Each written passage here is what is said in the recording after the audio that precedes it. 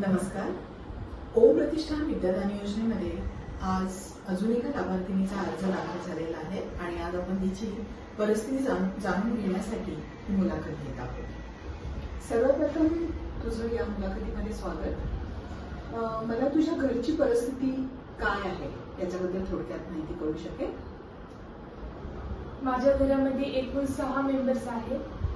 वडील ड्रायव्हर काम करतात. वडिलांना काही कारणामुळं म्हणजेच की आजारपणामुळे काम करता येत नाही, त्यामुळे ते आता सध्या घरीच आहेत. आई घरकाम करते, दुसऱ्यांच्या घरी जाऊन ती काम करते. 2 बहिणी आहेत मोठ्या आणि एक लहान भाऊ आहे. अच्छा. आजारपण म्हणजे बाबांना नेमकं काय आजार झालेला आहे? बाबांना हार्ट अटॅक आला होता आणि बीपीचा त्रास आहे. अच्छा अच्छा. आणि मग हे जे घर आहे तुम्ही जिथे राहता ते तुमचं स्वतःचं आहे की भाड्याने घेतलेलं आहे? भाड्याचं घर आहे. अच्छा अच्छा. तू सध्या काय शिक्षण घेत आहेस? मी BSc AIML first year Ramakrishna मधून घेत आहे. ओके, बरं. मग आता तुझं शिक्षण घेताना नेमकं काय फी भरण्याच्या संदर्भामध्ये काय अडचणी येत आहेत? फी देण्यासाठी पैसे जमा नाही होत आई बाबांकडे. त्यांचं ऑलरेडी कर्ज आहे, ते फेडण्याकडे ते लक्ष देतात. अच्छा. तुझं पुढचं शिक्षण तुला चालू ठेवावं असं का वाटतंय? मला जो संघर्ष आहे माझ्या कुटुंबामध्ये तो संपायचा आहे आणि पुढे खूप चांगलं व्यक्ती बनायचंय, जेणेकरून मी देखील दुसऱ्यांना मदत करू शकेल. छान, मस्त. म्हणजे संघर्ष मिटवण्यासाठी शिक्षण हे घेणं पहिलं खूप गरजेचं आहे आणि शिक्षण घेऊन तू स्वावलंबी होशील. घराला तर तू नक्कीच सावरशील, पण त्याच्या जोडीला तुला इतर मुलींना पण सपोर्ट करायची ही तुझी चांगली इच्छा आहे. तुमच्यासाठी सर्वात मोठी प्रेरणा कोण आहे? माझ्यासाठी माझे आई वडीलच सगळ्यात मोठी प्रेरणा आहे. कारण त्यांनी मला म्हणजे किती जरी अडचणी आले तरी त्यांनी मला कधीच असं बोलले नाही की शिक्षण सोडून दे, दुसरं काहीतरी कर. ते मला नेहमी सांगतात की शिक्षण कर, शिक्षणानेच सगळं होऊ शकतं. अच्छा. मग तू अभ्यासात कशी मेहनत करतेस? म्हणजे आई बाबांचं स्वप्न आहे की तू शिक्षण घ्यावं, तुझं शिक्षण कुठे थांबू नये. ते जरी आता कर्जाचे हप्ते फेडतायत, आजारपणाला फेस करतायत, आई दुसऱ्यांच्या घरची गुन्हावांडी करून तुला शिक्षण देतेय. मग ज्याचा महत्वाचा भाग तुझा अभ्यास, तू तो कसा करते? असं मी रोज सातत्याने रेग्युलर कॉलेजला जाते, जे नोट्स देतील ते रिवाइज करते, जो काही अभ्यास असेल तो खूप मनापासून करते. अच्छा. म्हणजे या व्हिडिओच्या मार्फत तुझी संघर्ष, तुझ्या फॅमिलीचा आर्थिक अडचणी आलेल्या या लोकांपर्यंत पोहोचतील आणि तुला नक्की शिक्षणाला मदत होईल. पण या मदतीचा तू नेमका कशा पद्धतीने वापर करशील किंवा काय त्या मदतीचा फायदा तू कशा पद्धतीने घेशील? मी माझं शिक्षण पूर्ण करून चांगल्या क्षेत्रामध्ये काम मिळवेल. एवढंच नाही तर मला स्वतःची कंपनी स्टार्ट करायची, ते मी लक्षात ठेवेल. आणि ही एक अशी संधी की म्हणजे मी माझं आयुष्य बदलू शकते, माझं शिक्षण थांबणार नाही. अच्छा.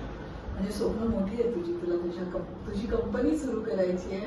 तर तुझ्या या स्वप्नाला ओम प्रतिष्ठान विद्यादानच्या सगळ्या टीमचं खूप खूप खूप शुभेच्छा तुला. तुला शिक्षणाचं एवढं महत्व का वाटतंय की मी शिक्षण घेऊन माझ्या स्वतःच्या पायावर उभी राहील, माझी कंपनी स्थापन करेल? तर शिक्षण आणि तुझी ही स्वप्न याच्याबद्दल तुझा काय विचार आहे?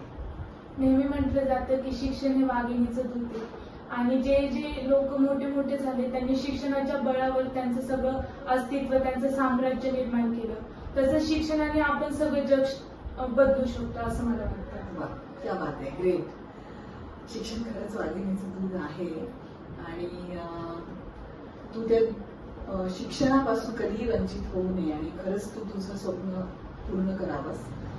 या परिस्थितीत तुला असं कधी वाटतं का की आई बाबांच्या वरती होणारा कर्जाचा आहे, ऑलरेडी कर्जाचा डोंगर, बाबांचा आजारपण, घरामध्ये 2 मोठ्या बहिणी, भाऊ आणि आईचं तुटपुंजा घर चालवताना सुद्धा अडचणी येतील असा जो पगार आहे, त्या पगारामध्ये आपण हार मानावी आणि कुठेतरी छोटी मोठी एखादी नोकरी करावी, काम करावं आणि पैसे मिळवावे असं तुला वाटतं का? म्हणजे या परिस्थितीत कधी हार मानावा असं कधी विचार मनात येतो का? कित्येक वेळा असं वाटतं, पण ते काम मला तात्पुरतं क्षणिक आनंद देऊ शकतो, पण मला ज्या क्षेत्रात काम करायचे त्या क्षेत्रात आनंद नाही देऊ शकत. म्हणून मी जास्त वेळ तिथे काम पण करू शकत नाही.